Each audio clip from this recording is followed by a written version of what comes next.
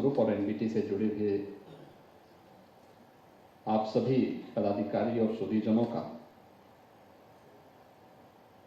देश की सबसे बड़ी आबादी के राज्य उत्तर प्रदेश में हृदय से अभिनंदन करता हूं। मुझे प्रसन्नता है कि लोकतंत्र के एक चौथे स्तंभ के रूप में मीडिया की जिस भूमिका को रेखांकित करने की एक भावनाएं निहित की गई हैं, लोगों ने उसे स्वतःस्फूर्त भाव के साथ मान्यता दी है।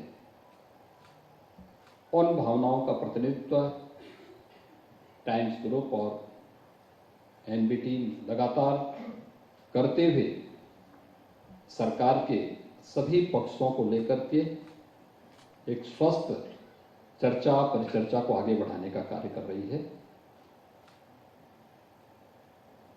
हम सब इस बात को मानते हैं, लोकतंत्र में संवाद उसका सबसे सशक्त माध्यम है। जहां संवाद नहीं, वहां संघर्ष प्रारंभ होता है। जहां संवाद है, बड़ी से बड़ी समस्या का समाधान वहां पर सहमति और सहमति के बीच एक समन्वय करके निकाला जा सकता है।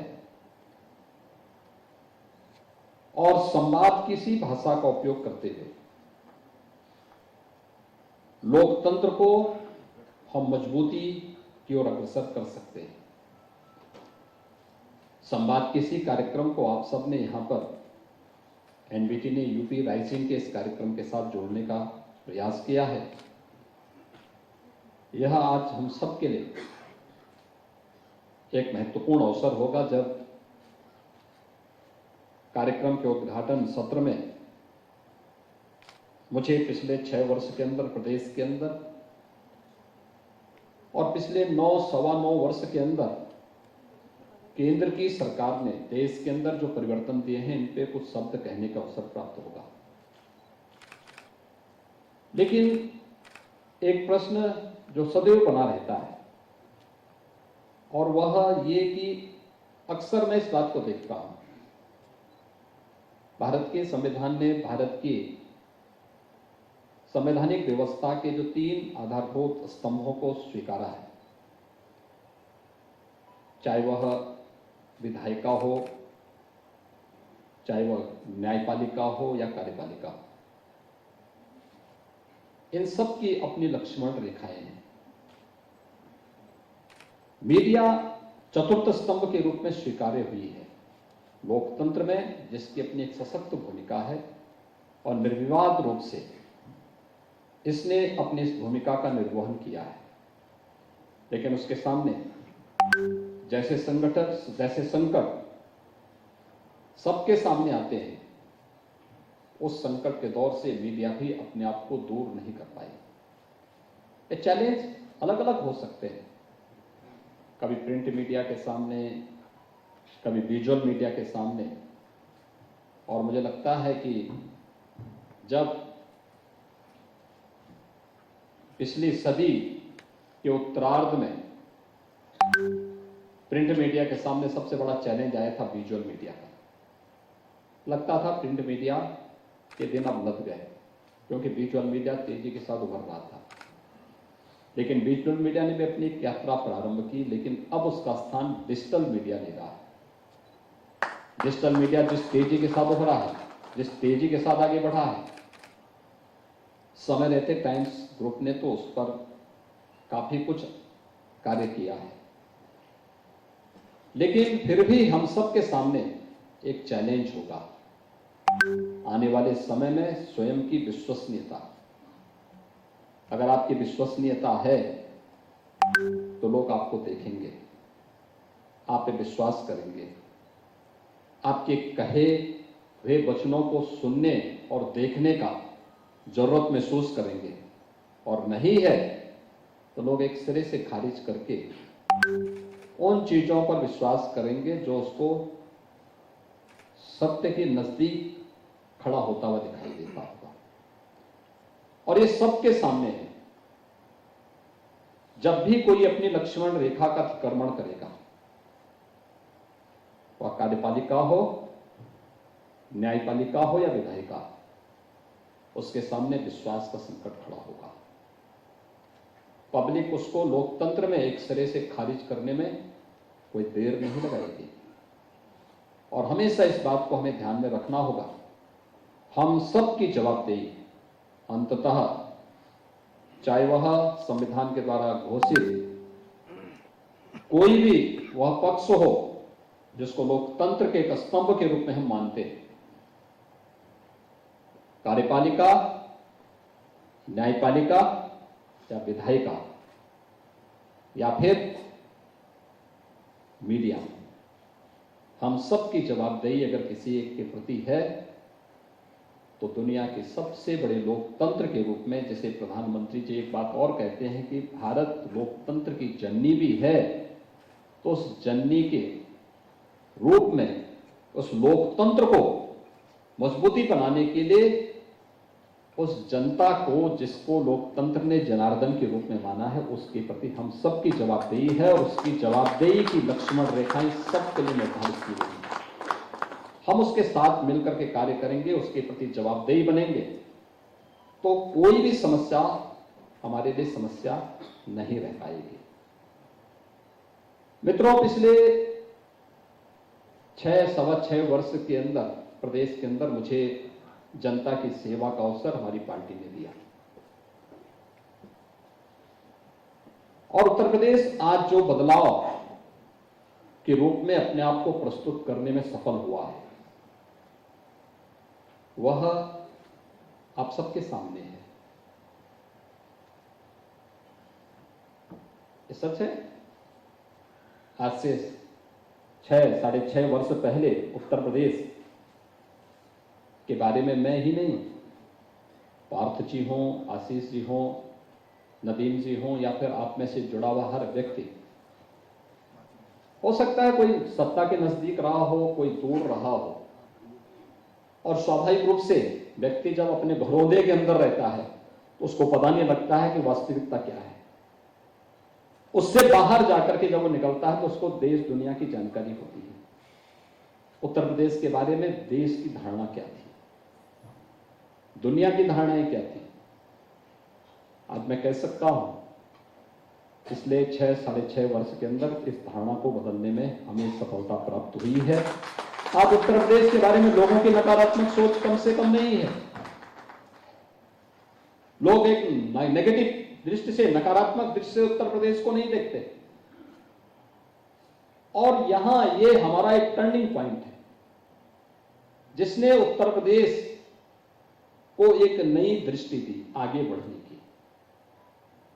और इसकी प्रेरणा, इसके प्रकाशपुंज के रूप में अगर हम किसी का नाम ले सकते हैं, देश के यशस्वी प्रधानमंत्री श्री नरेंद्र मोदी जी का नाम ले सकते हैं, जिनकी प्रेरणा से, जिनके मार्गदर्शन में उत्तर प्रदेश ने 2017 से अपनी इस यात्रा को प्रारंभ करके अपने बारे में जो उसकी परंपरागत धारणा बन चुकी थी, वो धारणा उत्तर प्रदेश में कुछ नहीं हो सकता, उत्तर प्रदेश नहीं सुधर सकता, उत्तर प्रदेश ये बीमारू राज्य है, इसको, देश को भी ये बीमार करता जा रहा है। आज उससे उभर करके उत्तर प्रदेश एक बहुत सकारात्मक दिशा में आगे बढ़ा है। लेकिन इसकी शुरुआत होती है 2014 में, जब देश की बागडोर प्रधानमंत्री मोदी जी ने संभाली थी। वो अलग विषय है। उत्तर प्रदेश में इस बदलाव को आने में लगभग 2.5 वर्ष और लगे, लेकिन शुरुआत वहां से होती है। 2014 के पहले भारत के बारे में दुनिया की धारणा क्या थी? भारत के बारे में बहुत नकारात्मक धारणा बन चुकी थी। हम लोग दुनिया के किसी देश में जाते थे, लोग हंसते थे, लोगों को लगता था कि ये सब लोग जो है केवल टाइम पास करने के लिए आए हैं, पिकनिक मनाने के लिए आए हैं। किसी भी मामले में गंभीरता से नहीं लिया जाता था। लेकिन 2014 के बाद आपने देखा होगा भारत के बारे में दुनिया की धारणा बदली है। आज भारत को गंभीरता से सुना जाता है, गंभीरता से लिया जाता है, भारत को एक सकारात्मक नजरिए से लिया जाता है। और मैं तो ये कह सकता हूं कि आज भारत के बारे में दुनिया की धारणा यह भी बनी है कि दुनिया के अंदर कहीं संकट होगा तो भारत और प्रधानमंत्री मोदी जी संकट मोचक के रूप में दुनिया को संकट से उभारने में मदद करेंगे। देश के अंदर एक विश्वास का माहौल पैदा हुआ है। उत्तर हो या दक्षिण, पूरब हो या पश्चिम, एक विश्वास पैदा हुआ है लोगों के मन में। ये विश्वास इस बात को लेकर के कि देश का राजनीतिक नेतृत्व जो फैसला लेगा वह देश के हित में होगा, जनता के हित में होगा।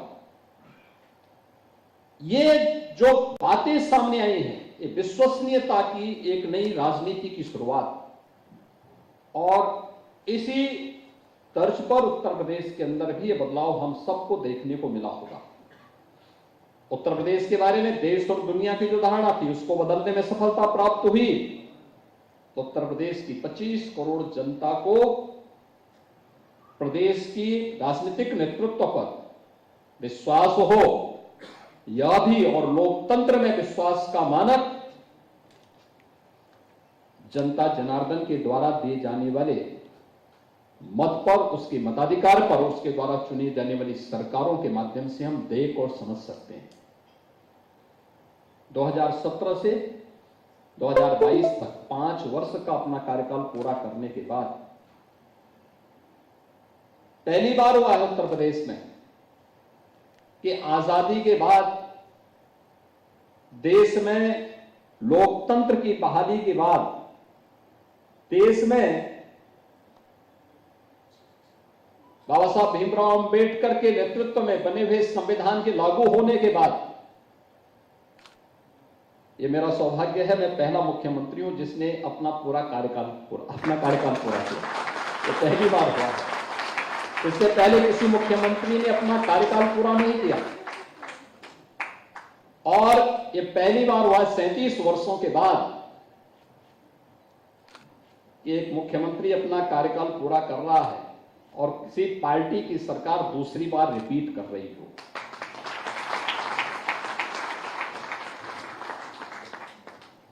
यानी इससे पहले ये चीजें 86 में और 85 में ये हुआ था। 85 के बाद फिर यह हमारी सरकार को सौभाग्य प्राप्त हुआ कि हम लोगों ने, मुख्यमंत्री 5 साल का कार्यकाल पूरा कर रहा है, ये पहली बार यूपी में हुआ है। 5 साल का कार्यकाल पूरा करने के बाद फिर अब जन विश्वास का 2/3 मेजोरिटी के साथ, ऐसा नहीं उत्तर प्रदेश जैसे राज्य में 2/3 बहुमत के साथ सरकार फिर से रिपीट कर रही हो। मुझे लगता है कि यह जन विश्वास का एक प्रतीक हो सकता है और यह सरकार ने प्रदेश के अंदर करने का प्रयास किया। इसके साथ ही बहुत सारी चीजें आगे बढ़ी हैं। खासतौर पर आप देखेंगे देश के अंदर आर्थिक मोर्चे पर सरकार के प्रशिक्षण का असर क्या पड़ा। पिछले 9 वर्ष के अंदर आपने इस यात्रा को भारत के अंदर बहुत शानदार तरीके से बढ़ते हुए भारत को देखा है। भारत ने ईज ऑफ डूइंग बिजनेस में एक लंबी छलांग लगाई है, रैंकिंग में बेहतरीन सुधार किया है। तो 10वीं बड़ी अर्थव्यवस्था में से जो भारत की रैंकिंग थी 10वें नंबर की, वो आज 5वें नंबर पर भारत आया है। भारत 5वीं बड़ी अर्थव्यवस्था है और 2027 आते आते भारत ने प्रधानमंत्री मोदी जी की घोषणा और भारत की ग्रोथ रेट को अगर आप देखेंगे तो भारत इस बात का दावा कर सकता है कि 2027 आते आते भारत दुनिया की 3री बड़ी अर्थव्यवस्था बनेगा। तो भारत की है। तो उत्तर प्रदेश ने भी पिछले 6 वर्ष के अंदर प्रति व्यक्ति आय को दोगुना करने में सफलता प्राप्त की। उत्तर प्रदेश ने अपनी ग्रोथ स्टोरी को भी शानदार तरीके से आगे बढ़ाने में सफलता प्राप्त की, अपनी जीडीपी को दोगुना करने में सफलता प्राप्त की और उत्तर प्रदेश जो देश की 6ठी बड़ी अर्थव्यवस्था थी आज वह नंबर 3 अर्थव्यवस्था तो बन चुका है। बहुत शीघ्र मुझे लगता है कभी भी इसकी घोषणा हो सकती है कि उत्तर प्रदेश देश की नंबर 2 अर्थव्यवस्था बन चुका है।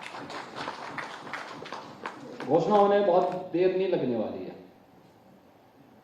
ये परसेप्शन का असर किस रूप में आर्थिक मोर्चे पर और अर्थव्यवस्था पर पड़ता है, यह भी उत्तर प्रदेश के अंदर, देश के अंदर सुरक्षा का एक बेहतर वातावरण बना है।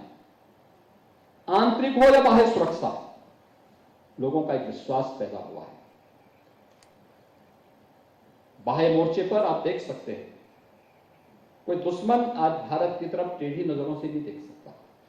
उसको मालूम है कि अगर हम घुसपैठ करेंगे तो घुसपैठ का जवाब भारत के बहादुर जवान उसी मुस्तैदी से करेंगे जिस मुस्तैदी से उसने घुसपैठ करने का दुस्साहस किया है। उसको मालूम है कि बॉर्डर के भारत की सीमा का अतिक्रमण का मतलब क्या है, उसके दुष्परिणामों से भी वह अच्छी तरह जानकारी रखता है। इसलिए आज के दिन पर कोई भारत को बहुत धमका नहीं सकता, कोई भारत को किसी प्रकार की सीमाओं का अतिक्रमण नहीं कर सकता। लेकिन आंतरिक सुरक्षा के मोर्चे पर भी आपने देखा होगा, जम्मू कश्मीर हो, 1952 में भारत के संविधान में जबरन डाली गई धारा 370 और 35A को जिस तरीके से समाप्त करके जम्मू कश्मीर में लोकतंत्र की बहाली की प्रक्रिया को आगे बढ़ाया गया। आज वहां पे लोकतांत्रिक प्रक्रिया मजबूती के साथ आगे बढ़ी है। वहां पर जो उग्रवाद था पूरी तरह समाप्त हुआ है। देश के अंदर नक्सलवाद, मुझे 5 बार देश की संसद में एक सांसद के रूप में कार्य करने का अवसर मिला। इस समझोगी मैं कहूंगा कि 5 बार जब भी मैं देश की संसद में सांसद के रूप में काम करता था, 5 बार मुझे भारत गृह मंत्रालय की जो स्थायी समिति थी उसमें कार्य करने का अवसर प्राप्त हुआ। और हमेशा एक चैलेंज हमारे सामने होता था आंतरिक सुरक्षा के मोर्चे पर माओवाद और नक्सलवाद का। यानी एक समय 17 राज्य इस बीमारी की चपेट में आए हुए थे। 120 से ज्यादा जनपद इसकी चपेट में थे। आज भारत के अंदर नक्सलवाद और माओवाद यह बस्तर और आसपास के कुछ ही क्षेत्रों में सीमित रह गया, 3-4 जनपदों तक सीमित रह गया है। और बहुत शीघ्र वहां से भी जिस तरीके से भारत सरकार कार्य कर रही है, बहुत शीघ्र वहां से भी नक्सलवाद पूरी तरह समाप्त होगा। पूर्वोत्तर के राज्यों में एक विश्वास पैदा हुआ है, एक विश्वसनीयता। लोगों में आजादी के बाद से जिस प्रकार का अलगाववाद वहां पैदा करने का प्रयास हुआ था, आज उससे मुक्ति होकर के लोगों ने राष्ट्र की मुख्य धारा के साथ जुड़ करके विकास की नई ऊंचाइयों को छूता हुआ पूर्वोत्तर का राज्य आज दिखाई दे रहा है। तो उत्तर प्रदेश के अंदर भी इस प्रकार की स्थिति पैदा हुई। पिछले 6 वर्ष के अंदर आपने देखा होगा, प्रदेश ने जिस तरीके से एक माहौल दिया, प्रदेश पिछले 6 वर्ष में कोई दंगा ना होना लोगों के लिए कल्पना हो सकती है, लेकिन यूपी के लिए वास्तविकता है।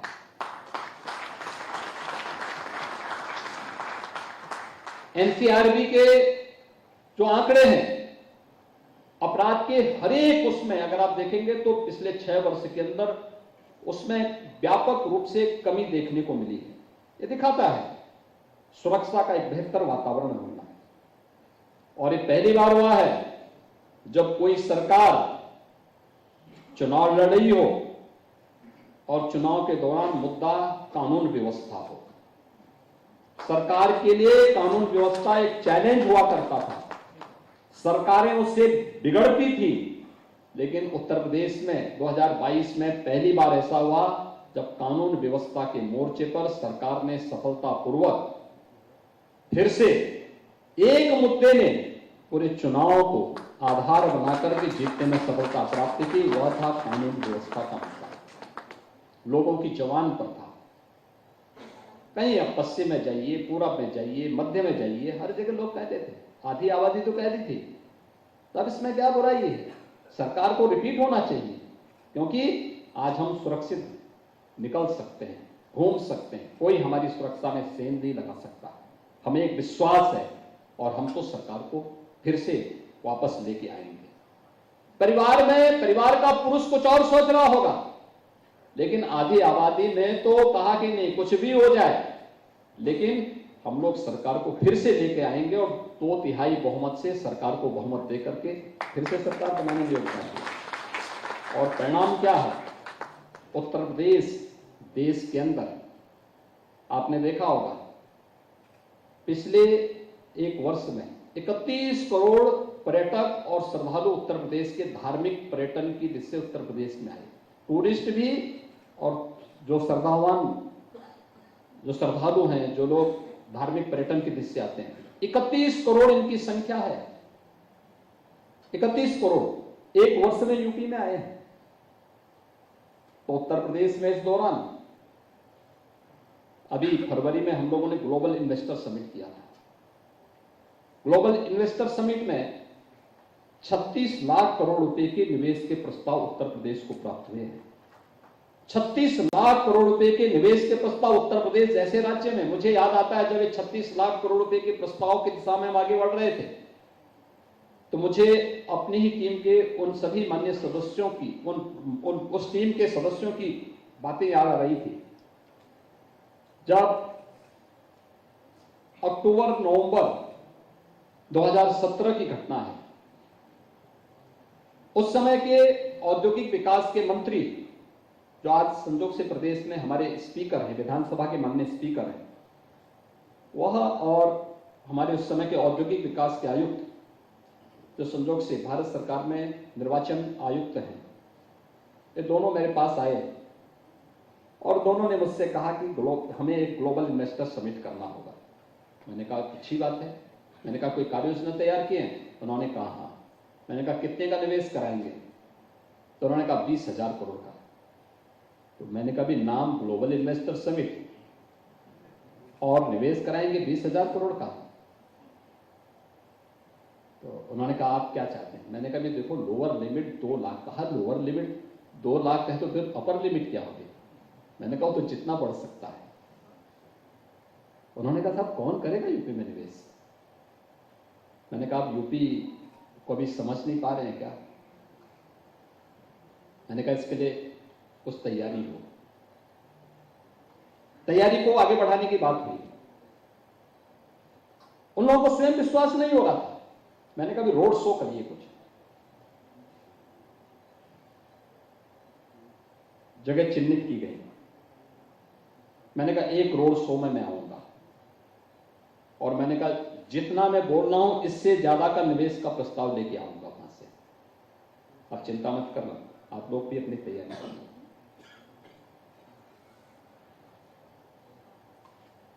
और मैंने नाम बदल दिया उसी समय। मैंने कहा जब टीम के लोग ही नहीं चाहते हैं, जिनको इस टीम में अगुवाई करनी है वही लोग नहीं चाहते हैं कि 20,000 करोड़ से ऊपर हम बढ़ें, तो मैंने कहा इसका नाम ग्लोबल से हटा करके यूपी इन्वेस्टर समिट रखो। कम होगा तो कम से कम ये आपको लाज बचाने में मदद मिल जाएगी। चलो ये तो स्थानीय था, आप वैश्विक स्तर का कार्यक्रम करना चाहते हैं, 20,000 करोड़ की बात कर रहे हैं। तो बात आगे बढ़ी। मैं मुंबई गया था। पहले रोड शो में वहां पर हम लोगों ने 2.5 लाख करोड़ रुपए के प्रस्ताव मिले। तब इनको विश्वास था कि हाँ यूपी के बारे में लोग जानना, यूपी में लोग आना चाहते हैं। और मैंने तब भी आश्वस्त किया था लोगों को कि आप चिंता मत करिए, हम लोग और अच्छा करेंगे, आप आइए, पॉलिसी के दायरे में आप निवेश करिए, हम आपको सुरक्षा की गारंटी देंगे, आपकी पूंजी की सुरक्षा की गारंटी देंगे, और जो भी होगा सिंगल विंडो से आपको गुजरना पड़ेगा, आपको कार्यालयों के चक्कर नहीं लगाने पड़ेंगे। और ग्लोबल इन्वेस्ट जो उस समय हम लोगों ने यूपी इन्वेस्टर समिट किया था, 4,68,000 करोड़ रुपए के निवेश के प्रस्ताव हमें प्राप्त हुए थे। लेकिन इस दौरान फिर हम लोगों ने रिफॉर्म किए, अनेक रिफॉर्म किए, हर स्तर पर रिफॉर्म किए, निर्णय लेने की सामर्थ्य विकसित करवाई, तेजी के साथ कार्यक्रम को आगे बढ़ाना प्रारंभ किया। आज परिणाम क्या है?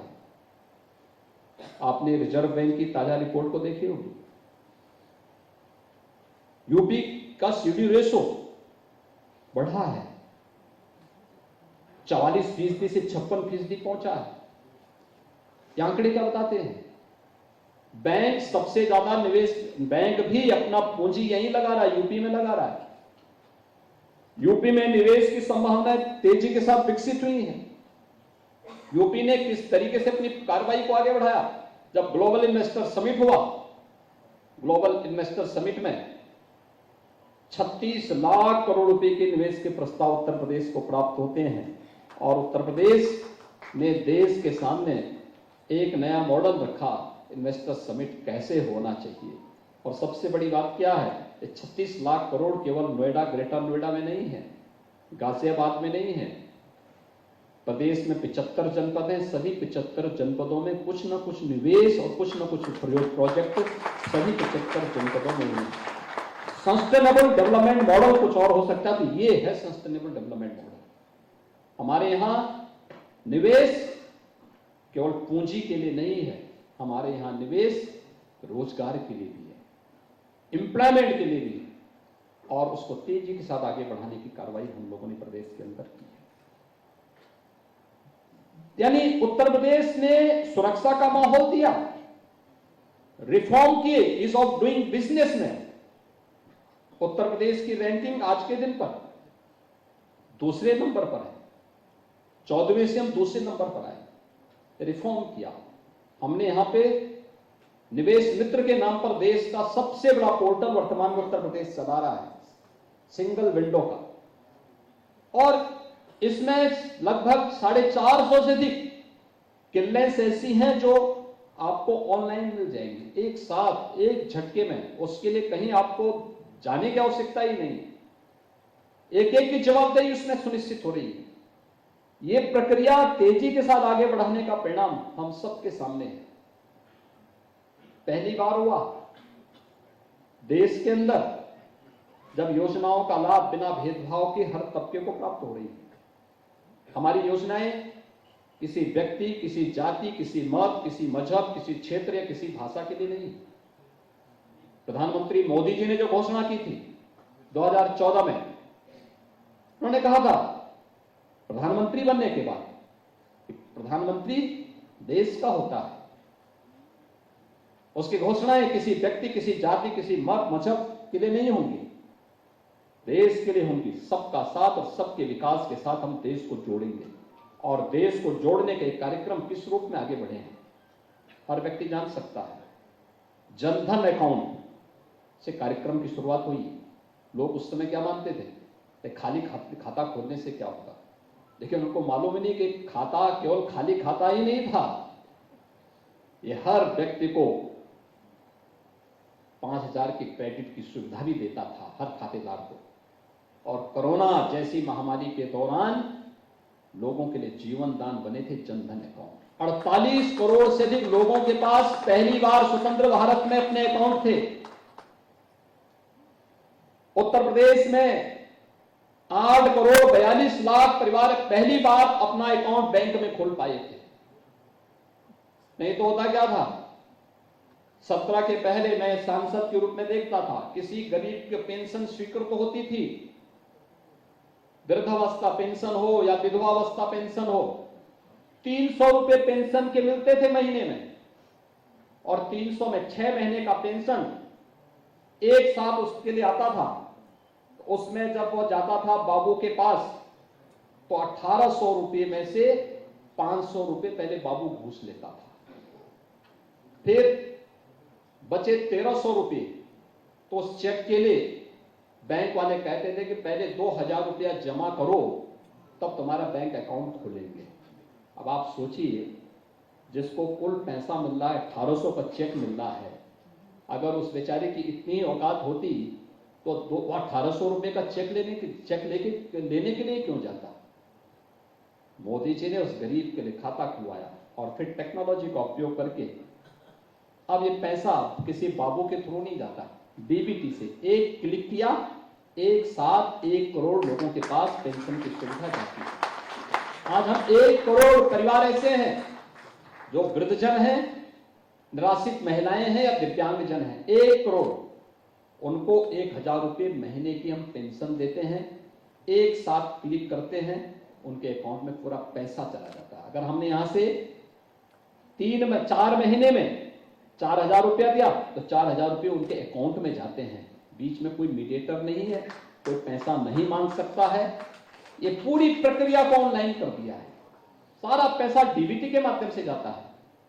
ये प्रक्रिया, एक ट्रांसपेरेंसी, ये लोकतंत्र की सबसे बड़ी मजबूती है, जिसमें हर गरीब को, अंतिम पायदान पर बैठे हुए व्यक्ति को भी विकास की योजना का लाभ प्राप्त हुआ है।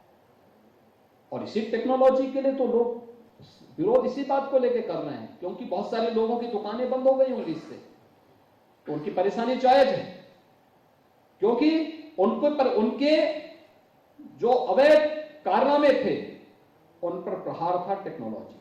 और इसलिए उन्होंने इस कार्यक्रम को आगे बढ़ाने में कहीं ना कहीं बैरियर बनने का भी लोग कार्य करेंगे, लेकिन टेक्नोलॉजी का उपयोग करते हुए उस गरीब के लिए किस प्रकार की योजनाएं, जनधन अकाउंट से योजना प्रारंभ होती है।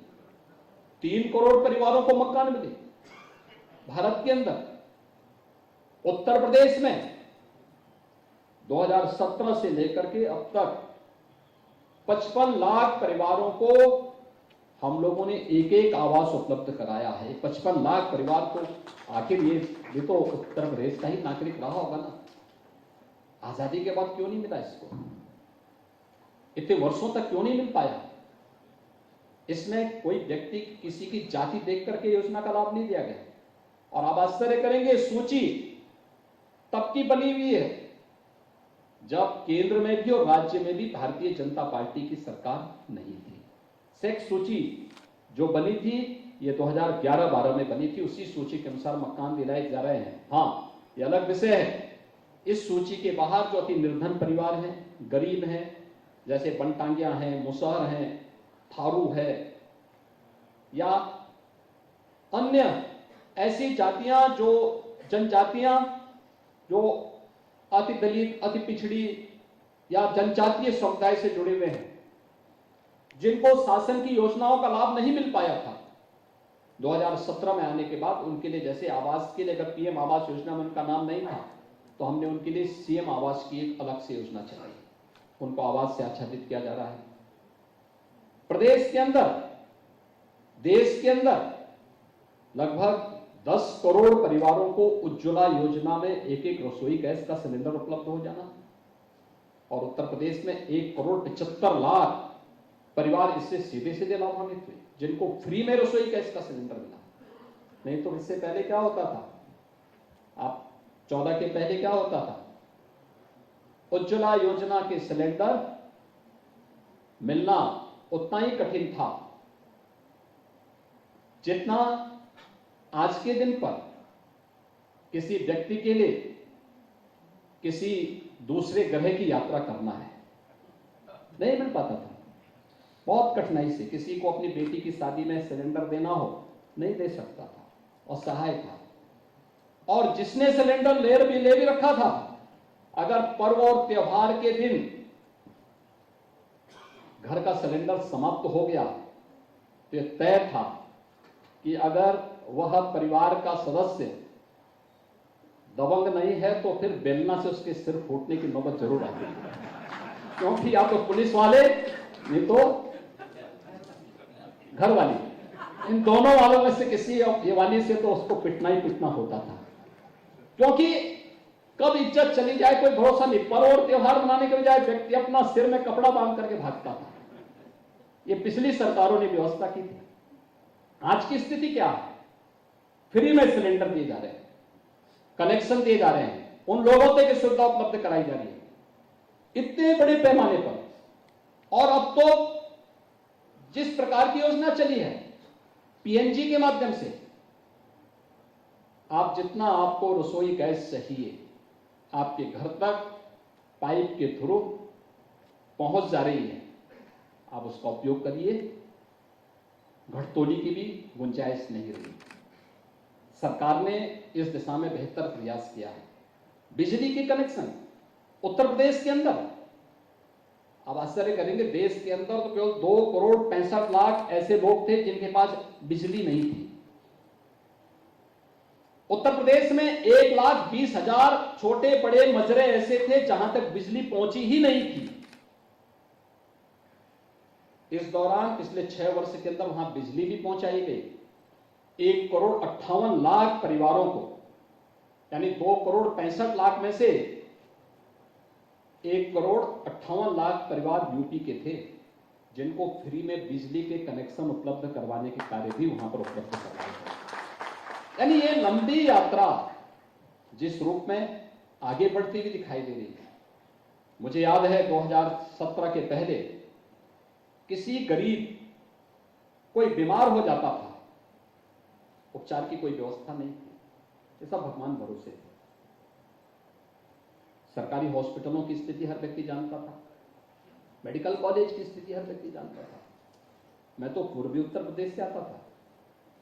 इंसेफ्लाइटिस से पूर्वी उत्तर प्रदेश में 1977 से लेकर के 2017 तक 50,000 बच्चों की मौत हुई थी। कोई पूछने के लिए नहीं जाता था, कोई पूछने के लिए नहीं जाता था। और ये जितने बच्चे थे जो असमय काल कल्पित होते थे, 1 से 15 वर्ष तक के बच्चे थे, और इनमें 90 से 95% बच्चे अनुसूचित जाति और अल्पसंख्यक समुदाय के हुआ करते थे, लेकिन कोई उनका हालचाल लेने नहीं जाता था। पूर्वी उत्तर प्रदेश में गोरखपुर में केवल एक मेडिकल कॉलेज गवर्नमेंट का था, बाकी उधर बीएचयू था, इधर फिर लखनऊ था। आज गोरखपुर में मेडिकल कॉलेज भी है तो एम्स भी है। बस्ती में मेडिकल कॉलेज संचालित हो चुका है, सिद्धार्थनगर में मेडिकल कॉलेज प्रारंभ हो चुका है, देवरिया में मेडिकल कॉलेज प्रारंभ हो चुका है, कुशीनगर में मेडिकल कॉलेज का निर्माण युद्ध स्तर पर चल रहा है, अयोध्या में मेडिकल कॉलेज प्रारंभ हो चुका है, बहराइच में प्रारंभ हो चुका है, गोंडा में निर्माण की प्रक्रिया के साथ जुड़ चुका है। इस नए सत्र में वहां प्रवेश भी होंगे। बलरामपुर में मेडिकल कॉलेज का निर्माण युद्ध स्तर पर चल रहा है। आजमगढ़ में मेडिकल कॉलेज क्रियाशील है। बलिया और मऊ में मेडिकल कॉलेज निर्माण की प्रक्रिया आगे बढ़ चुकी है। गाजीपुर में मेडिकल कॉलेज संचालित हो चुका है।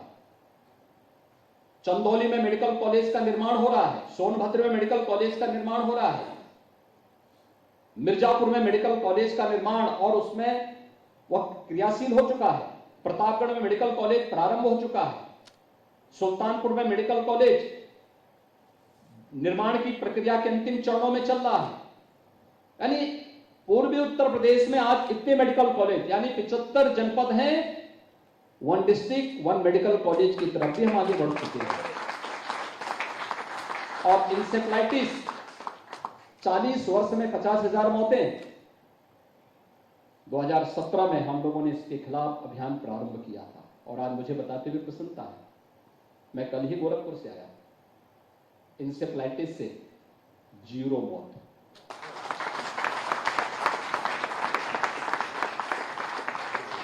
इंसेफ्लाइटिस में चाहे जापानी इंसेफ्लाइटिस हो, एक्यूट इंसेफ्लाइटिस हो, यह मॉडल है। एक संवेदना होनी चाहिए।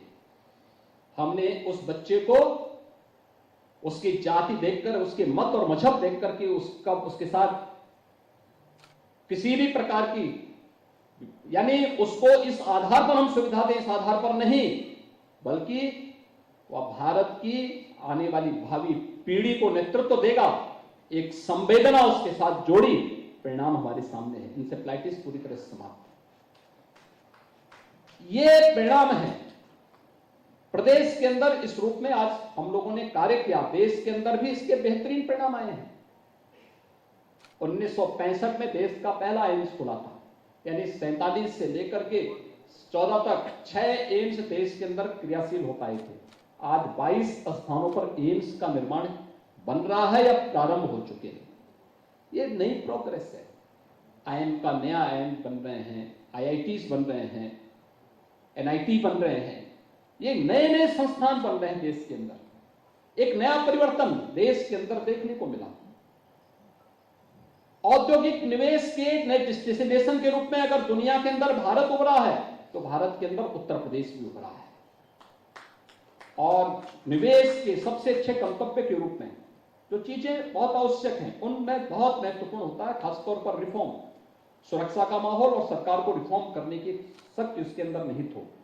लेकिन इसके साथ एक जो महत्वपूर्ण बात होती है वह है एमएसएमई का बेस इनके पास किस रूप में है।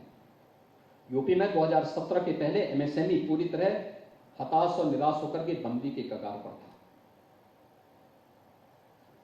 पलायन कर रहे थे। आज मुझे बताते हुए प्रसन्नता है 96 लाख एमएसएमई यूनिट वर्तमान में यूपी के अंदर कार्य कर रहे हैं। 96 लाख, और वन डिस्ट्रिक्ट वन प्रोडक्ट के रूप में देश की एक अभिनव योजना 2018 से उत्तर प्रदेश चला रहा है, जो आज देश की योजना बन चुकी है। विश्वकर्मा श्रम सम्मान 2019 से उत्तर प्रदेश में प्रारंभ हुई, आज देश की योजना बन चुकी है। ऐसे ही अलग अलग क्षेत्र में स्ट्रीट वेंडर के लिए पीएम स्वनिधि की योजना हो, गरीबों के लिए मकान के लिए जमीन की व्यवस्था पीएम स्वामित्व की योजना हो, ये अनेक योजनाएं किसानों के लिए उत्थान के लिए सॉइल हेल्थ कार्ड से लेकर के फसल बीमा योजना, एमएसपी का 1.5 गुना दाम उपलब्ध कराने का हो, प्रधानमंत्री कृषि सिंचाई योजना का मामला हो, या फिर पीएम किसान सम्मान निधि के माध्यम से देश के अंदर 12 करोड़ किसानों को और उत्तर प्रदेश के अंदर 2 करोड़ 61 लाख किसानों को योजनाओं के साथ जोड़ने का कार्य हो, देश को या उत्तर प्रदेश को एक्सपोर्ट के हब के रूप में स्थापित करने का कार्य हो, ये सभी कार्य मजबूती के साथ आगे बढ़े। इंफ्रास्ट्रक्चर की स्थिति किस तेजी के साथ आगे बढ़े। इंफ्रास्ट्रक्चर में देश के अंदर अगर आप देखेंगे 14 किलोमीटर हाईवे पर डे बनते थे 14 के पहले, आज 37 किलोमीटर पर डे बन रहे हैं हाईवे देश के अंदर। रेलवे जितना 70 वर्षों में नहीं बन पाए थे उतने रेलवे का विस्तार पिछले 9 वर्ष के अंदर देश के अंदर हुआ।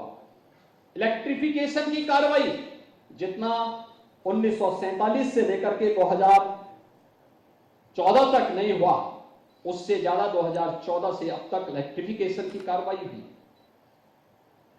हर एक सेक्टर में, और एक्सपोर्ट बढ़ा, लगभग दुगना हुआ है मात्र 9 वर्ष के अंदर देश का एक्सपोर्ट। ऐसे ही उत्तर प्रदेश के अंदर भी एक्सप्रेसवे के प्रदेश के रूप में प्रदेश की पहचान बनी है, इंटर स्टेट कनेक्टिविटी बेहतर हुई है। उत्तर प्रदेश 2 एयरपोर्ट क्रियाशील थे 2017 में, आज 9 एयरपोर्ट क्रियाशील हैं और 12 एयरपोर्ट पर हम वर्तमान में कार्य कर रहे हैं।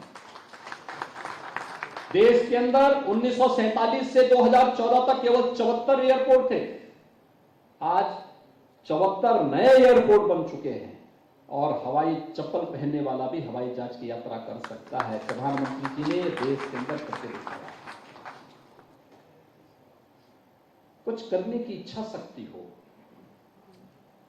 बिना भेदभाव के शासन की योजना का लाभ समाज के हर तबके के साथ जोड़ने की एक इच्छा शक्ति हो, तो उसके परिणाम भी सामने आते हैं और वह परिणाम देश के अंदर देखने को मिल रहे हैं। देश की सबसे बड़ी आबादी के राज्य उत्तर प्रदेश में देखने को मिल रहे हैं और मैं कह सकता हूं उत्तर प्रदेश ने अपने परसेप्शन को ही नहीं बदला है। बीमारू राज्य की श्रेणी से आगे बढ़ करके उत्तर प्रदेश अब देश के विकसित और अग्रणी अर्थव्यवस्था के रूप में आगे बढ़ चुका है और मैं विश्वास के साथ कह सकता हूं कि अगर 5 वर्ष में उत्तर प्रदेश की अर्थव्यवस्था को हम इस सदी की सबसे बड़ी महामारी कोरोना के बावजूद दोगुना करने में सफल हुए हैं, कोई कारण नहीं। अगले 5 वर्ष में उत्तर प्रदेश की अर्थव्यवस्था को हम 4 गुना न कर लें, अवश्य करेंगे। उत्तर प्रदेश भारत की इकोनॉमी का ग्रोथ इंजन बनकर के उभरेगा। इसमें उत्तर प्रदेश की पूरी टीम के मन में जो एक विश्वास जागृत हुआ है, 25 करोड़ लोगों के मन में जो विश्वास है विकास के प्रति, उस विश्वास को और सुदृढ़ किए जाने की आवश्यकता है। अवश्य सफलता प्राप्त होगी। मैं एनबीटी को इस संवाद कार्यक्रम के लिए एक बार फिर से हृदय से धन्यवाद देता हूं। मैं यहां पर आज के इस अवसर पर पार्थ सिन्हा जी का, आशीष पांडे जी का और एनबीटी और टाइम्स ग्रुप से जुड़े हुए सभी पदाधिकारियों का एक बार फिर से हृदय से अभिनंदन करता हूं और विश्वास करता हूं कि यूपी राइजिंग उनकी भावनाओं के अनुरूप तेजी के साथ आगे बढ़ करके देश के अंदर नए नए मॉडल देने में सफल होगा। आप सबका बहुत बहुत धन्यवाद। जय Hind.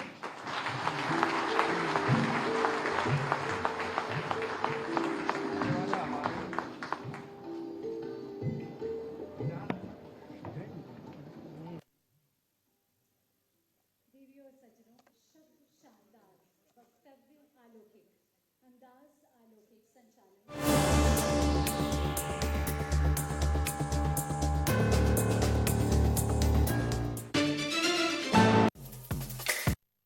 Feel the power of engine.